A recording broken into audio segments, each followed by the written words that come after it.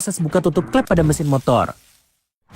Eits, tapi sebelum kita lanjut, wajib save dan share video satu ini ya. Fungsi dari klep mesin jadi pintu keluar masuknya campuran udara dan bahan bakar saat proses pembakaran terjadi. Terus, bagaimana proses buka tutupnya bisa terjadi? Kita akan mulai dari putaran mesin, di mana putaran tersebut akan dihubungkan dari crankshaft ke noken S oleh rantai keteng. Pada noken S atau camshaft memiliki semacam tonjolan atau nok yang memiliki peran penting untuk menggerakkan klep. Noken S berputar, tonjokan yang menonjol tersebut mendorong dan membuat klep terbuka. Dengan pegas yang diaplikasikan di belakangnya, klep tertarik kembali ke posisi semula sehingga lubang klep akan tertutup. Siklus tersebut dilakukan secara terus-menerus, berulang-ulang selama pembakaran. Permasalahannya, seiring berjalannya waktu tak menutup kemungkinan klep akan bermasalah. Misalnya klep bengkok atau seal klep yang bocor. Kalian tahu permasalahan klep motor lainnya nggak? Coba sharing di komen ya.